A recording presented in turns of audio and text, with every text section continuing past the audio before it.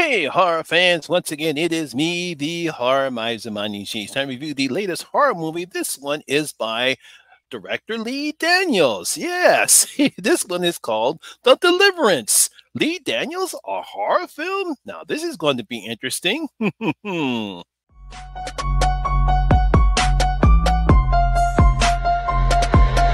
ready for this?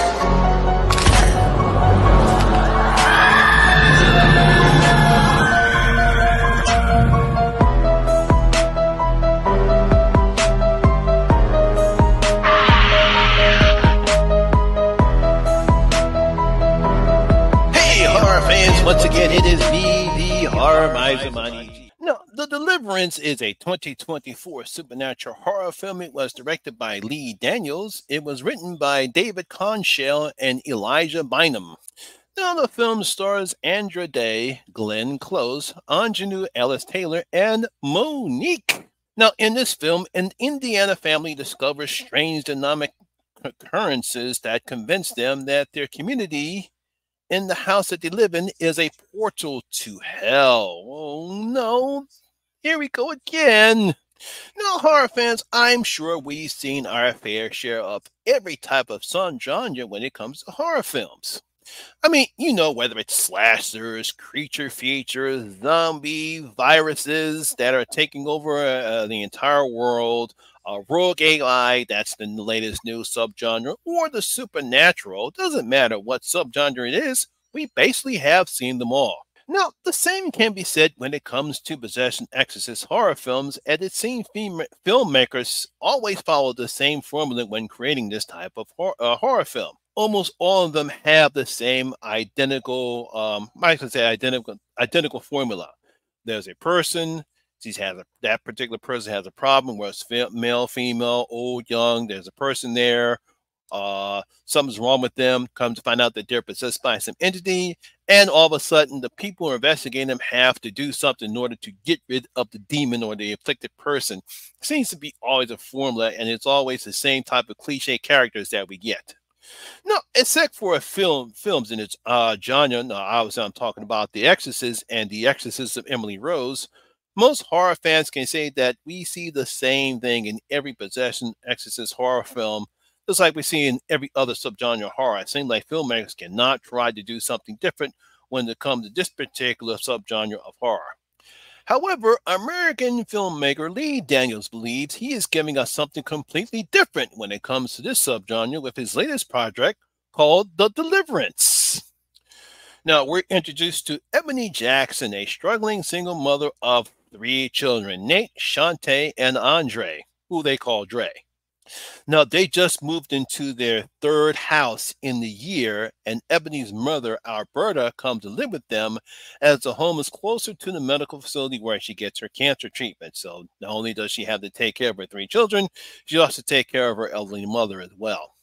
Now, of course, weird things starts happening to Dre as he starts talking to himself, banging his head on the basement door, and says that a child named Trey lives in the basement in the closet door, telling him to do evil things.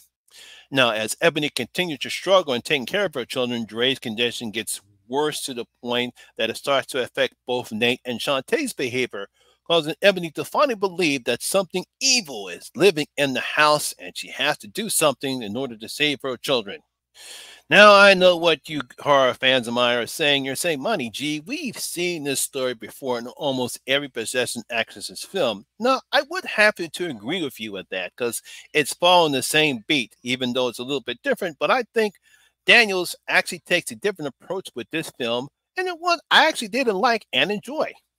That's mainly because the focus of the story is Ebony and her relationship with her children and her mother, and it's not a happy one. This is not a happy family here. There's lots and lots of problems that this family goes through, and Daniels does a great job in exploring all the problems. I mean, Ebony struggles with alcohol. She has a tumultuous relationship with Roberta, and her caseworker, Cynthia, believes that she's abusing the children. When you look at the family dynamic, you can see that there is no joy. There's nothing here for anyone, for these kids, or even Ebony to enjoy. That's because I believe Daniels decided to explore the dynamics that most African American families struggle most with their lives right here. It's something that I know because when I grew up, my mother didn't have a lot of stuff, but we were a happy family. But in here, it's more dysfunctional family right here. Something that really haven't seen in this type of setup before, and especially showing African Americans because we never really see African Americans in this type of setting before. I mean, yeah, we're talking about maybe the black exploitation films like Abby or some other possession horror films, but this is a totally different setup, and I like what Daniels is trying to do here. Now, when Dre is going through his issues, Ebony believes it's a mental issue, despite all the signs showing that it's more supernatural in nature. It's like she refuses to accept the inevitable, that there's something seriously evil going on in her house, but she just refuses to accept it. Now, the main reason why this particular aspect of the story works is the performance of Andre Day. She is incredible as Amity. Now, if you recognize the name familiar, she was actually starred in another Lee Daniels film, The United States versus Billie Holiday, and she did a fantastic job in that role, and she does a fantastic job as playing Ebony in this particular film. I mean, she gives Ebony the frustration, the anger, the fear, and the love that a woman like Ebony is going through. Whether it's dealing with the pressures of Nate with the other boys and what boys picking on him while he's walking Andre to school, whether it's Shantae trying to still have a relationship with her absent father, and also dealing with Dre's issues, and of course her relationship with Alberta. All that is a great combination, and I believe Andra Day does a fantastic job exploring all the emotions and the trauma that she's going through. No, I love the chemistry that Andra and veteran actress Glenn Close have. As you can see that both women have issues with each other. Now, despite the back and forth that they have with each other, along as we learn later in the film, revealed that something terrible happened to Ebony when she was little. I mean, they really do love each other and they will look out for each other. There's one aspect in the film where we see Berta get into almost a physical altercation with a person who they believe is working with Cynthia for a DSS, and she's sticking up for Ebony. But of course, she also gets on Ebony's case for the lack of attention, or when she believes that Ebony is abusing the kids. I mean, it just shows what a good actress Glenn Close is, as we don't have any issue. I didn't have any issues or problems with her being a white woman living in an African American neighborhood. She fits right in. That's the great chemistry that she has, along with Andra Day and the children and the child actresses who play Ebony's kids. Now, since being this is a possession exorcist film, we do get see the familiar things that we've seen before in other films like this, such as a spider walk and Dre speaking in tongues. A lot of people were complaining that particular aspect of the film, but I really didn't have a problem with it.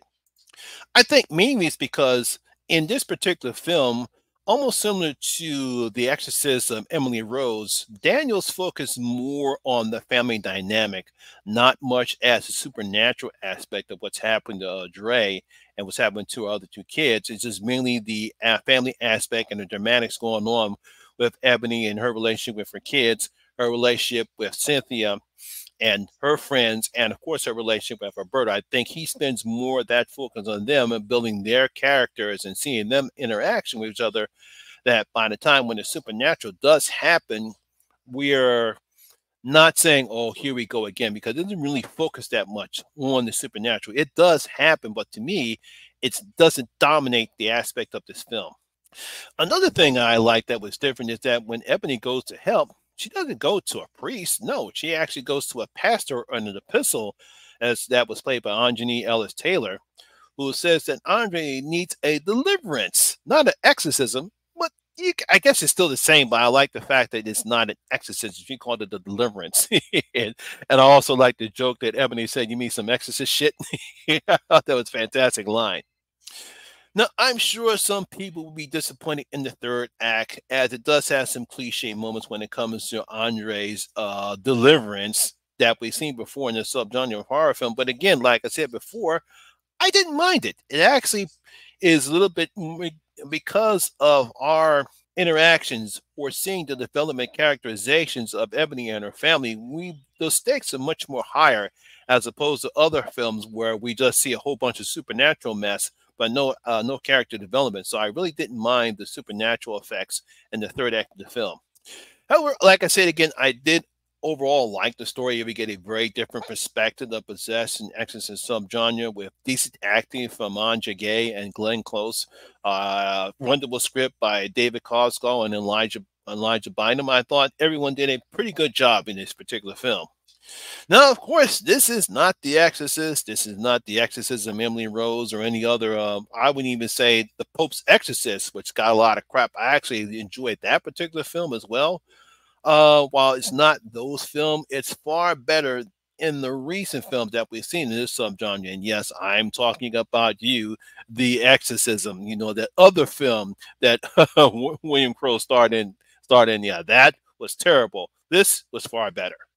So I'm going to give The Deliverance 3 out of my 5 bloody gold coins. Like I said, I really did enjoy the film. Like I said, it's a different aspect that we have not seen in Possession Exorcist film. Like I said, it's an African-American family.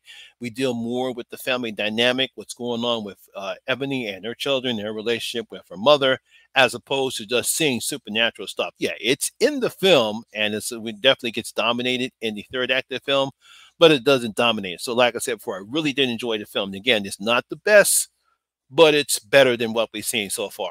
So there you have it, horror fans. That is my review and video of The Deliverance. Hope you did enjoy it. If you did, please give me a thumbs up, like, and share. It really helps out with the YouTube algorithm. Have you seen The Deliverance? What do you thought about it? Leave your comments in the comment section below and tell you thought about the film. Also, if you're new here, please hit that subscriber button, ring that notification bell. That way you'll be notified anytime when I put up new videos such as this one. Once again, my name is Lamont Smith, better known as the Horror Miser Monty G, and always remember that horror rules. And I see you in my next video. Like I say, safe out there.